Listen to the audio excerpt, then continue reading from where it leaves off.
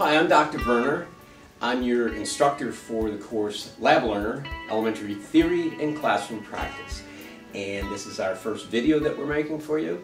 And I think this is going to be a great format for us to be able to communicate from here at LabLearner to all you teachers and out there in the field in a number of different states.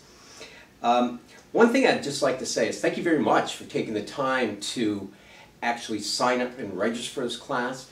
I guess I can make the assumption that if you're watching me right now, that you were able to get your password and username that we sent you by email and found the site and have been able to navigate it. Make sure that you can not only get to the main site, which you see up here on the screen, but that you can actually go down and get into your specific grade level. You should be able to use the same password to do both those things. That would be the first thing that you need to make sure that you can do, is that you can get to the website and you can find your way around it. Even though you can look up your syllabus, which you can get to from the main website, and upload your, or take a look at it, and you could, those are all PDF files, you could download them and print them, keep them with you if you want. That is really my schedule. That's our schedule on the LabLearner's side of when we're going to present the information to you. You are not really on a schedule, except when you can work on the program. That's when we suspect you will. In the evenings, maybe sometimes on the weekend. But the way, if you look at the syllabus for this particular course, you will see really two different kind of elements. One of the elements is sort of general, and that involves information processing. And information processing is really steeped in cognitive science, so that what we're going to look at is how the brain develops, how the brain works, and how people of all kinds, children and adults, actually learn. And we're going to try to incorporate that sort of into the fabric of our course here this semester and into the spring semester as well. Now, there's several things that I wanted to talk to you about in this very first sort of welcome and introduction to the program. And that is just, as I said, the overall structure of the program. While we've spent thousands and thousands of hours with many teachers over the year, and in fact have worked with George Mason University for nearly a decade now, this is our first online course for teachers. We have an online 9th grade course, high school course, called Exploration 21 that some of you might have heard about. But in terms of training teachers, we have always done it in person. But one of the things that we just felt would be a really good idea about this course is that teachers will be able to follow along with the course at their own pace, because we realize that you have some pretty unusual schedules at some time, let's just say. And but the important thing is you're going to see, and you've probably noticed this just by looking at the syllabus, that you can actually follow along with the course as you're teaching LabLearner and actually go from cell to cell, and even investigation within a cell sort of go along with us. And so as a result, what we want to do is sort of take a look at the syllabus. Now, I haven't memorized them all, but I will take a quick look at the course syllabus that I can see on the off the main website. And one of the things that you'll notice if you look at all of the grade levels is that LabLearner systems and information processing are common for all the grade levels. And so, in a sense, even though we have kindergarten through 5th grade teachers in this class, there are elements of the course that all of you, I think, will learn from and appreciate and be able to incorporate into the way you're teaching, maybe LabLearner in particular, but I think that even in some of your other classes and other subject areas, you'll be able to incorporate some of the particularly neurocognitive information that we will be giving you. You have probably noticed the cognitive toolbox and the little brain icons that we have embedded in the LabLearner curriculum. We're going to really talk about that in a lot of detail over the next couple months. But on the other hand, we are also going to go, as I said, week by week, investigation by investigation, so that you're going to get new and deeper insight into each and every investigation and cell that you do. Returning to the syllabus, you'll notice that for the first several weeks, or first 5 weeks of the course, we actually have what looks like 3 lessons, and these will be lessons that you can go to. You should be able to find. They're either in the information processing box on the main menu, or in the LabLearner system, or in your own grade level.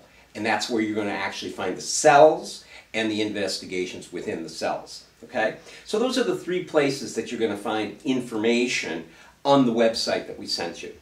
So repeating again, one place is information processing, and that's where you're going to find all of the lessons that fall under information processing on the syllabus. The other area is the LabLearner's systems, and LabLearner's systems is where you're going to find all the lessons that have to do with other aspects of the LabLearner program, sort of like a bit, sort of more of the nuts and bolts of it, but still looking at it more on a bigger level. For example, what we're going to do is that's where we're going to talk about standards. That's where we can talk about assessments in science education. Because let's be frank, one of the things that stops people from doing meaningful hands-on science education is the fact that it's very different when it comes to grading. It's not just a rote memory, a vocabulary test or something along those lines. If you're doing hands-on, as you know, you want to actually give some sort of an authentic assessment to see how the kids are really doing and how they are learning in that environment. So that's those 2 types of lessons that you're going to be doing during the course of the term. Again, that's the information processing and the LabLearner systems. The third one is the one that's specific for your grade level. But you can see that all of them are on the syllabus, and it'll tell you where to go. Again, getting back to my point I was making a little bit earlier, was that you'll notice that during the first 5 weeks of this term, you actually have 3 lessons per week. And then when we get to the 6th week, which not coincidentally corresponds to the end of the first cell, you go down to only 2 lessons per week.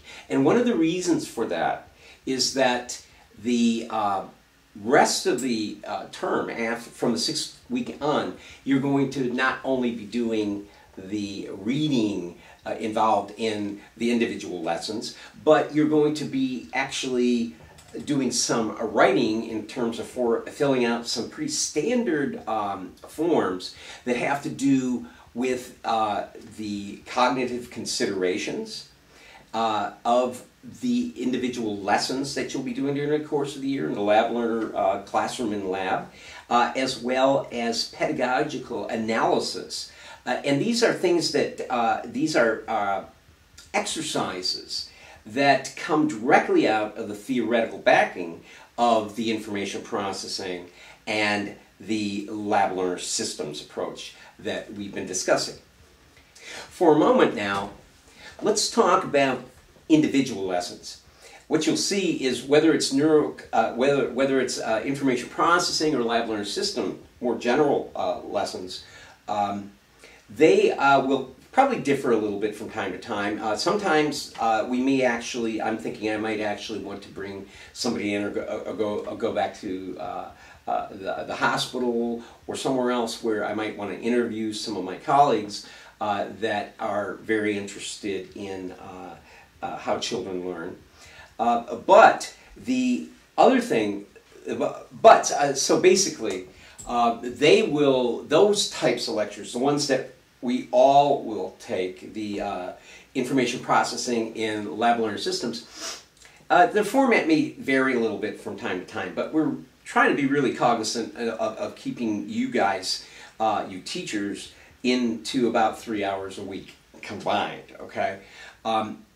On the other hand, when you look at the grade level lessons that you have each week, it's very repetitive in that each one of the lessons is essentially an investigation in one of your cells.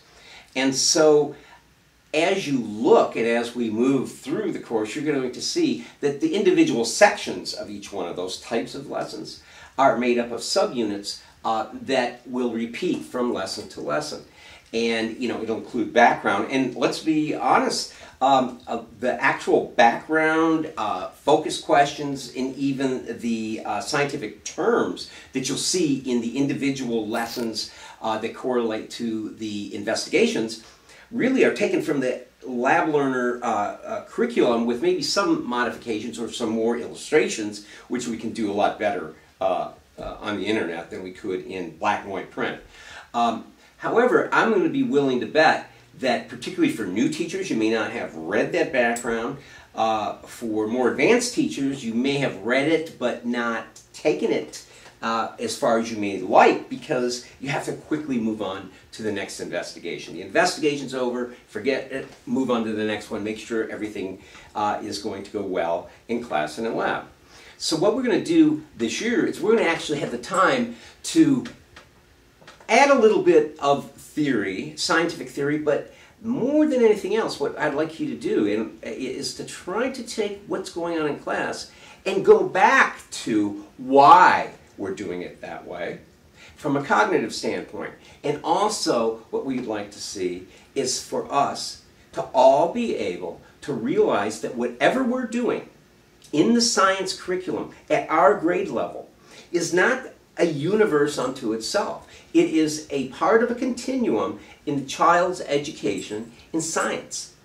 One of the biggest problems I think that we have in this country with science education is that we approach it in a very patch-like manner, when in fact I would argue that science and the learning of science and the scientific concepts, particularly the understanding and really thoroughly grasping scientific concepts, you really have to build a foundation, and that every time we add a new level to it, we have to make sure that that level fits well onto our base so that we have a very firm yet growing concept of what science is. And so what we're going to do an awful lot of in this course is that when you're doing an investigation, we want to consider what came before in this child's development and in their scientific concept, the accumulation of concepts during the course of their LabLearner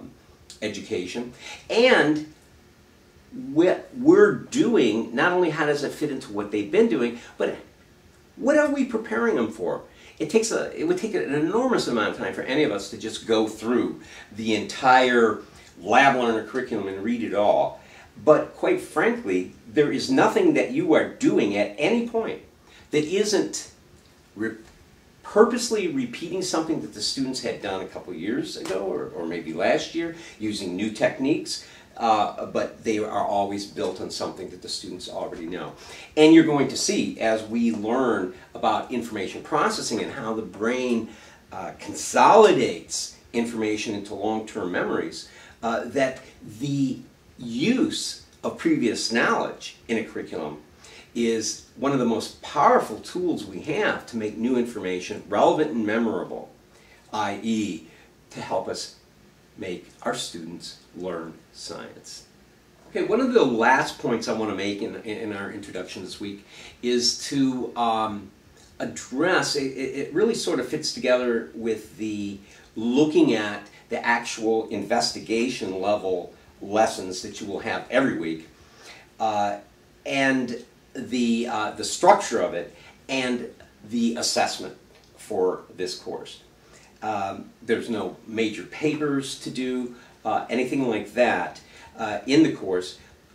One of the main things that we're going to be doing will begin about in the 6th week. We're actually going to look at, from a pedagogical perspective and even from a conceptual scientific concept perspective, you're going to actually look at how what's happening in each of the investigations fits into that larger picture of science that we've been talking about.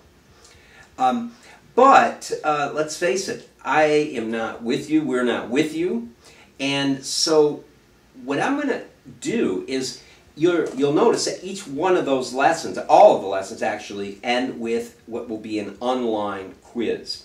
Now, the quiz, I think it's less important in our case, for the case of this course. It's less important as an evaluation tool for what you're learning, okay?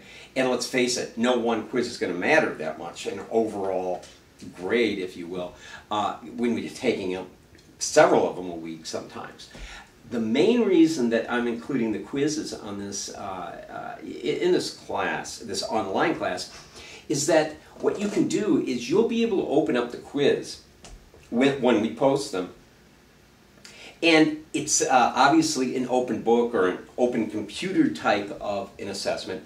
And what we're going to do is we're going to ask you questions that's going to require you to go to the information that's available all on the site. Sometimes you may have to leave and go to the internet to get some information to answer the quiz questions. But we're really going to use the quiz to help direct your learning rather than assess your learning, okay?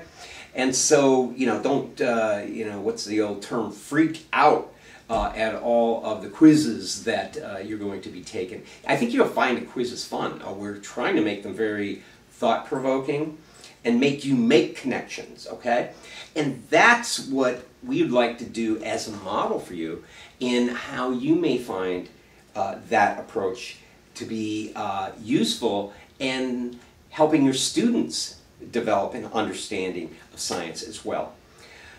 Okay, so basically what we'll try to do is to post, going along the syllabus, okay? We're looking at each of those weeks that go by during the course of the fall semester. We're looking at Sunday, late Sunday night, early Monday, of actually getting the lessons online if they're not already there for you, so that you can do them if you're following the syllabus and you're literally waiting for the next lesson to be posted. In which case, what we'll do is the quiz for that week's lessons, we'll post them, we'll attempt to post them by the Friday, sometime Friday, it might be very late on Friday, of the week that the lessons showed up. Again, you don't have to take those quizzes exactly on the day that you're that we post them. You don't have to read your assignments. You don't have to do your lessons exactly on the week that corresponds to when we posted them. But that's when we're going to post them.